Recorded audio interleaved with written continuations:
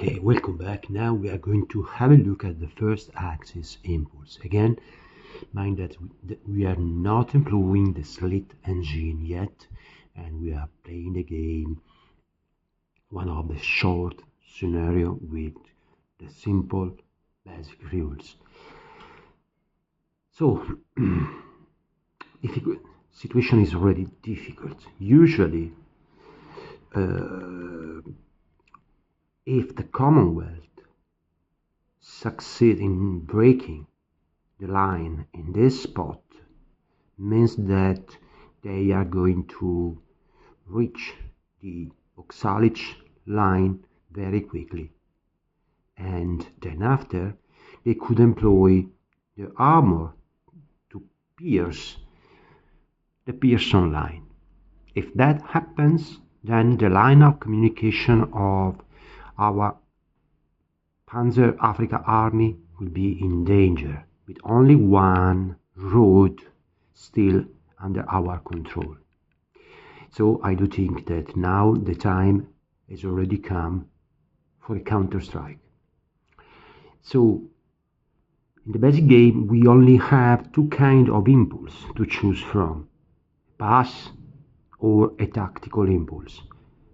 For sure, this is not the case to play a pass, and thus we want to choose a tactical impulse.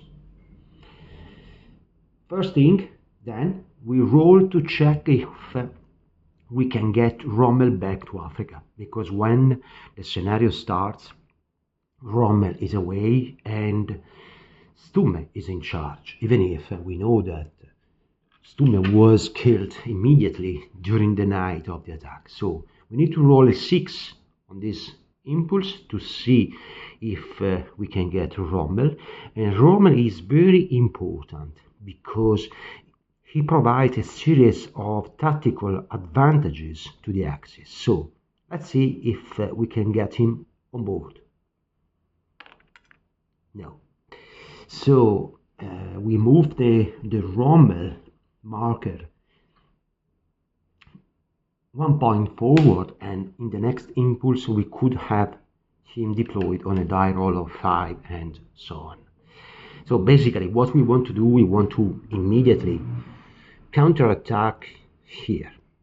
So in this case there is nothing to think about. So I want to first activate the Deutsche Afrika Corps commander, and he has 4 movement points as any other motorized block. As you can spot, some blocks are Italians, those are green, and some blocks are Germans, those are either gray or black. Those gray are those Germans that were historically attached to Italian commanders. And in this case, what we want to employ is the red corps, which is going to move and get activated here. So with the command range of 4, because of 4-star, it can command all the red unit, but as we are playing with the basic rule, the color does not matter. So basically, the Jack can command whatever Axis unit in a range of 4. This is for sure a simplification for the basic game, because otherwise new players would find themselves to deal with too many rules. We will have time to deal with the standard game later and with the advanced mode later on, and talk about all the details of the slit engine once we are in the mood. So basically what we want to do, we want to attack here with the best unit we have, so all the panzers available will strike.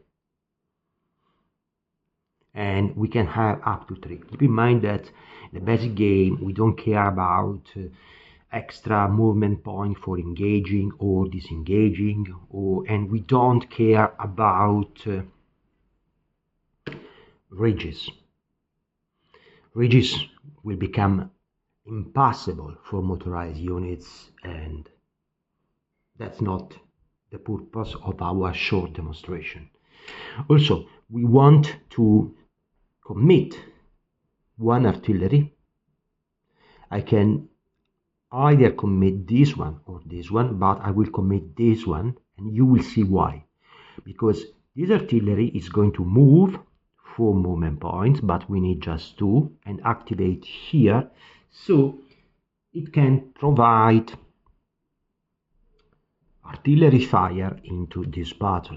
Also, I want to bring immediately German air support by activating the Luftwaffe, and I want also to bring Afrika Korps Pioneer into the battle.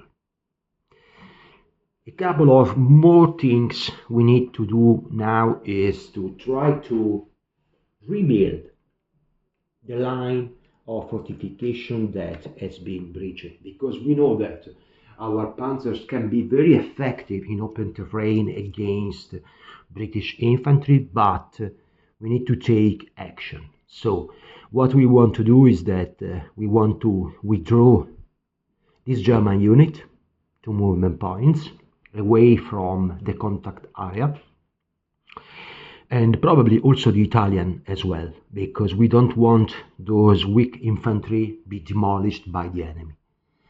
Then this unit here it is at 3. Instead of moving, it can employ its construction capacity of 3 to build defensive works. So either, mines and defensive lines.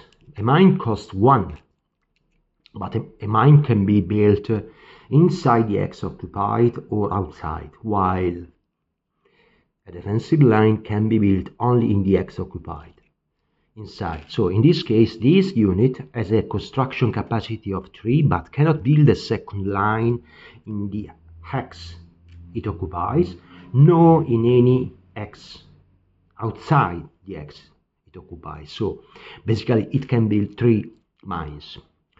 But when I build a mine adjacent to the enemy, as in this case, the cost is doubled. So I can then build another 1 mine.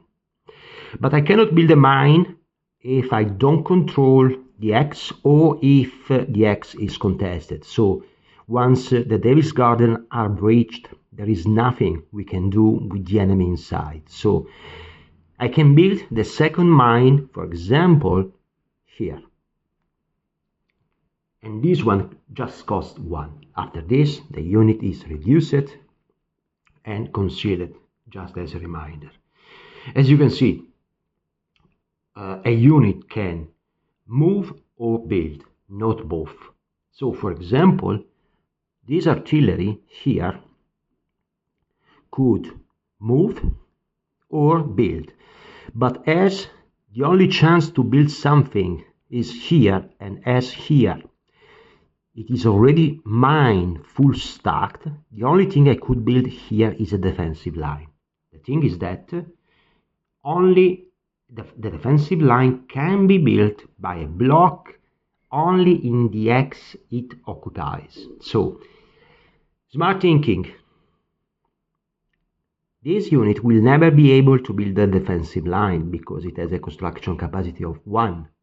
And once at minimum strength, a unit cannot build a defensive line because it would be destroyed, and the rules does not allow that.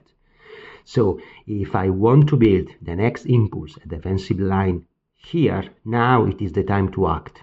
So I'm going to move this artillery here, so it is in the right place the next impulse. Don't cry later if you have the wrong unit in the wrong place. It's your fault.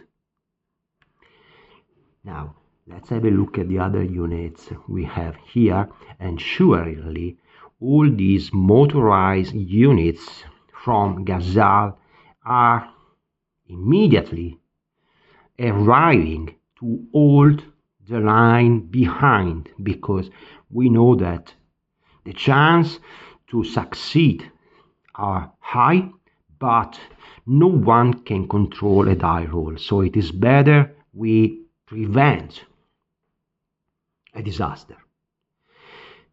After that, remember that there is no defender reaction phase, so we can, just to speed up the things, show down and start rolling.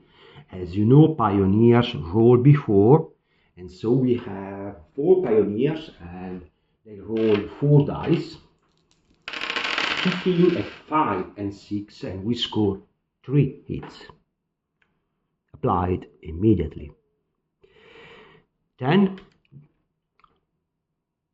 anti-air, the British roll 2 dice, a 4 and a 2, so both missed, and then German airstrike, all missed, and then finally German artillery. Remember that only the British can commit 2 artillery into the same hex thanks to Montgomery, and we scored a hit. Hit must be taken by the strongest, in terms of pips, block present in the hex, and so now we can see what happens in close combat. Let me reduce this artillery as it has fired. As we have panzers roll before, so I'm going to roll 9 dice at 4 and scoring nothing with the first trio, 1 with the last one, 1 with the second trio, and finally 1 with the last.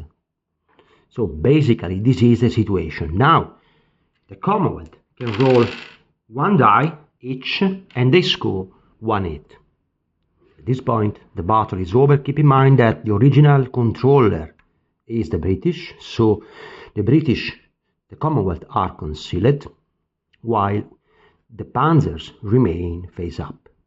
And this way my impulse is over. I can reduce Rommel, the DAC. I will reduce the Luftwaffe headquarters as it has employed the Luftwaffe, and now it is the time of the British. Sure thing, I'm not interested in resolving these 2 old battles. I've just added units there in case the Commonwealth starts a new combat.